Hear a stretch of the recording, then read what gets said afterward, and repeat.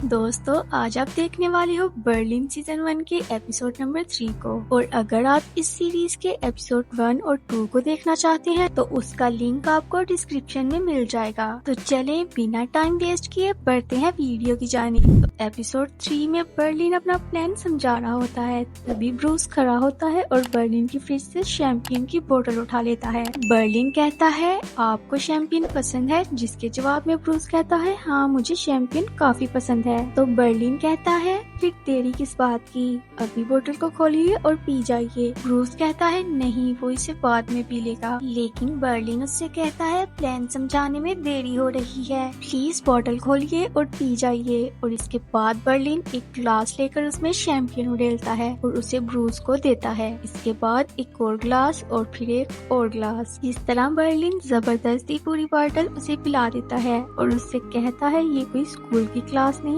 जिसमें ध्यान न देने पर तुम्हें ग्राउंड के चक्कर लगाने पड़ेंगे। ये हमारा क्लासरूम है और हम यहाँ एक प्लान डिस्कस कर रहे हैं, और अगर उसमें कोई भी गलती होती है तो सजा के तौर पर उसे फ्रांस की जेल में 16 साल गुजारने पड़ेंगे। और अगर तुम में से किसी ने भी इस प्लान पर ध्यान न दिया तो तुम लोग अपने साथ साथ अपने साथियों की जिंदगी भी खतरे में डाल दोगे।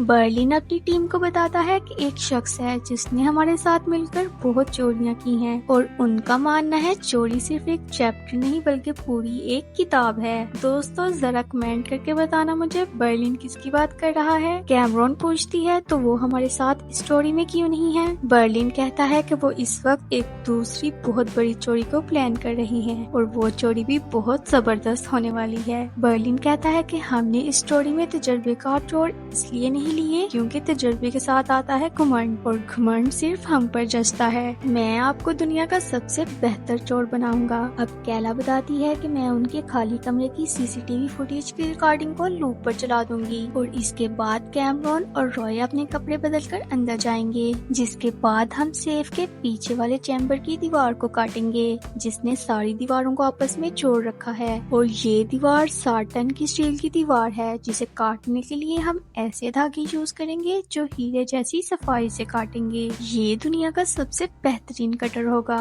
और इसके बाद हम एक क्रेन के जरिए दीवार को ऊपर उठाएंगे जैसे गिराज का दरवाजा उठाया जाता है। इसके बाद हम उस खूबसूरत सेफ के अंदर जाएंगे, और जैसे ही वो सेफ के अंदर जाते हैं बर्लिन बहुत ज्यादा खुश हो जाता है और फिर कैला से कहता है कि जब यहाँ आखिरी गहना रखा जाएगा हम फिर लौटेंगे, तब तक आप सब पेरिस के मजे लूटें। इसके बाद बर्लिन कैमिल के साथ एक रेस्टोरेंट में जाता है जहां कैमिल उसे अपने साथ वॉशरूम में चलने को कहती है। लेकिन जैसे ही वो वॉशरूम जाने लगती है उसे वहां अपना हस्बैंड दिखाई देता है, जिसे देख वो घबरा जाती है और फिर वापस टेबल पर आकर बर्लिन को उसके बारे में बताती है। बर्लिन कैमिल से कहता है आप जाकर उनसे मिले और उनसे कहें मैं यहाँ एक आर्ट डीलर से मिलने आई हूँ, लेकिन वो बहुत ही बदतमीज है, आप मेरे साथ चलकर उनसे बात करें। जिसके बाद कैमिल जाकर अपने हस्बैंड को बुला लाती है। जिसके बाद बर्लिन कहता है सॉरी मैडम, अगर आपको हमसे बात करने से तकलीफ हो रही है तो हम चले जाते हैं, लेकिन आपको इस तरह किसी को बीच में नहीं लाना चाहिए था। जिसके बाद मार्क बर्लिन से कहता है चुप करो सड़क छाप, मैं जानता हूँ तुम कितने बड़े आर्ट डीलर हो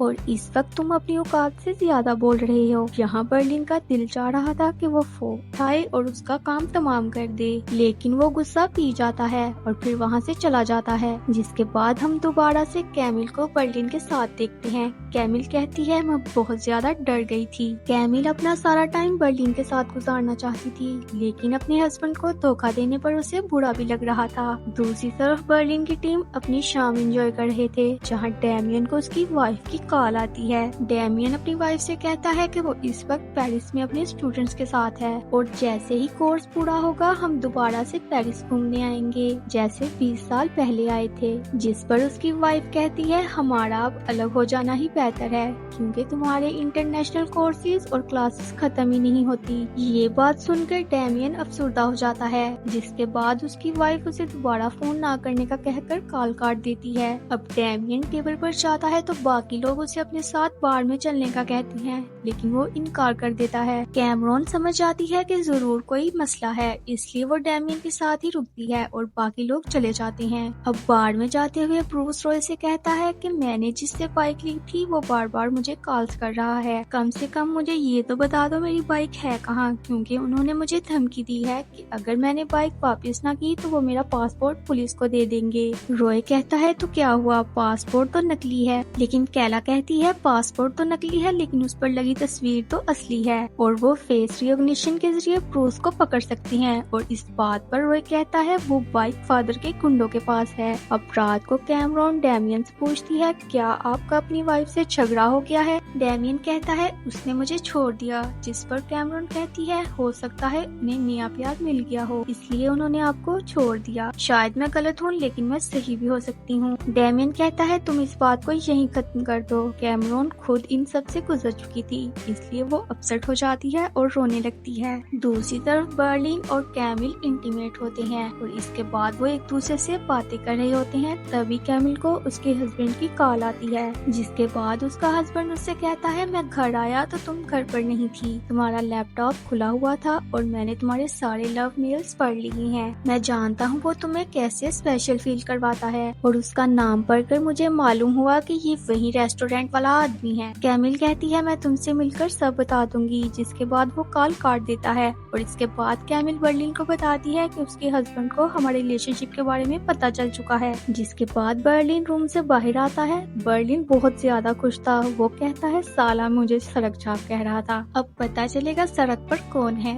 दूसरी तरफ डेमियन कैमरॉन को अपने रूम में बुलाता है और उससे कहता है तुमने ठीक कहा था, उसका किसी दूसरे आदमी के साथ चक्कर चल रहा है। कैमरॉन उससे कहती है होश में आइए, सारे कहने आ चुके हैं, कल उन पर लेबल्स लगेंगे और परसों प्रेस कॉन्फ्रेंस होगी, इसलिए हमें चोरी आज ही करना होगी। इसके बाद रॉय भी बर्लिन को कॉल करके ये सब बताता है, जिस पर बर्लिन कहता है आप काम शुरू कीजिए हम पहुंच जाएंगे। जिसके बाद वो दोबारा कैमिल के पास जाता है, जहां कैमिल उसे बताती है कि उसने मार्क को सब कुछ बता दिया और मार्क ने कहा है मैं तुम लोगों को मिलने जुलने से नहीं रोकूंगा और मार्क तुमसे मिलना चाहते हैं। लेकिन इसके बाद वो बर्लिन से कहती है मैं मार्क को छोड़कर नहीं जा सकती, मुझे माफ करना अगर मेरी तरफ से तुम्हें कोई तकलीफ पहुंची हो तो। बर्लिन कहता है आपने हमें गुमराह किया, जिस पर कैमिल कहती है मार्क ने मुझे बताया कि वो पिछले 3 हफ्ते से बेबी के बारे में सोच रहा है और मैं सालों से उसे ये बात कह रही हूँ और आज जब उसे इस बात का एहसास हुआ तो मुझे तुमसे प्यार हो गया। ये सुनकर बर्लिन का दिल टूट जाता है और वो कैमिल से कहता है मैं खुद से बातें करना चाहता हूँ, जिसके लिए मुझे कुछ टाइम चाहिए, मैं एक दूसरा रूम बुक करवा रहा हूँ, आपसे कल मुलाकात होती है। इसके बाद वो चर्च जाने के लिए निकल पड़ता है और रॉय को कॉल करके अपनी फीलिंग शेयर करता है। बर्लिन रॉय से कहता है हम तो सिर्फ उसके दूसरे खिलौने बनकर रह गए, वो प्यार तो हमसे करती है लेकिन जिंदगी अपने हस्बैंड के साथ गुजारना चाहती है और उस